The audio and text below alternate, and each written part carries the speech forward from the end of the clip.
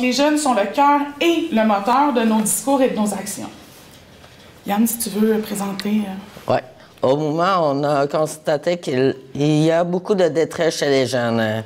Depuis 2016, on fait des consultations, des moments d'échange, de mise en commun. On les implique sur des comités, etc. Notre discours est construit en se basant sur la parole des jeunes concernés. Ce qui ressort, c'est que les jeunes veulent arrêter d'être vus comme des malades à guérir, mais être plus impliqués dans la recherche de solutions et les stratégies mises en place. Déjà, les jeunes demandent un meilleur accès diversifié, d'être placés au cœur des décisions en lien avec leur santé mentale, que leurs droits soient respectés et que les problèmes sociaux soient pris en considération.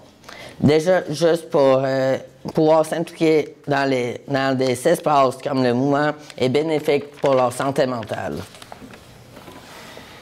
Donc, les messages des jeunes, comme Yann l'a dit, pour nous sont très forts, mais les espaces où ils sont vraiment impliqués sont plutôt rares. On parle souvent de consultations pour laquelle il y a très peu de retours.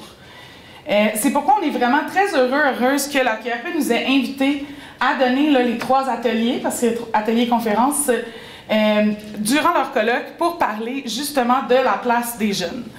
D'abord, le colloque nous offre un espace de rayonnement pour aller présenter 3 séries de capsules que les jeunes ont construites de A à Z pour parler aux personnes adultes qui ont le plus d'impact sur leur santé mentale. Donc, 3 publics ont été choisis, les professionnels, les parents, les professionnels de la santé, les parents et les professeurs. Donc, on trouve que c'est une super belle opportunité de rayonnement. La voix des jeunes, nous, on la collecte, on la transforme avec eux. Mais parfois, on a de la difficulté à la faire sortir de nos réseaux parce que ce n'est pas les choses qui sont le plus partagées. Donc, c'est une super belle occasion pour nous. Aussi, on a la chance d'y être invité pour aller parler de notre parcours de réflexion sur l'écologie des savoirs. Clairement, on a entendu là, avec les personnes qui ont parlé avant que c'est important pour tout le monde de croiser les différents savoirs. Au mouvement, on parle de collaborer les savoirs techniques avec les savoirs expérientiels et les savoirs académiques pour construire un tout qui est plus fort que si on est juste dans le par et pour ou si on est dans ce qu'on appelle le top-down, donc des professionnels qui diraient aux jeunes comment faire les choses ou quelles sont les solutions.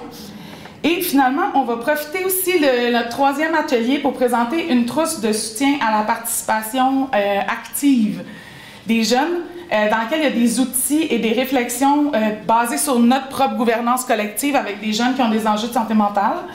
Et on espère là, que la présenter à la QRP nous donnera l'occasion de partager ça avec des groupes qui seraient intéressés à regarder les pratiques qu'on a faites puis utiliser les outils qu'on leur propose.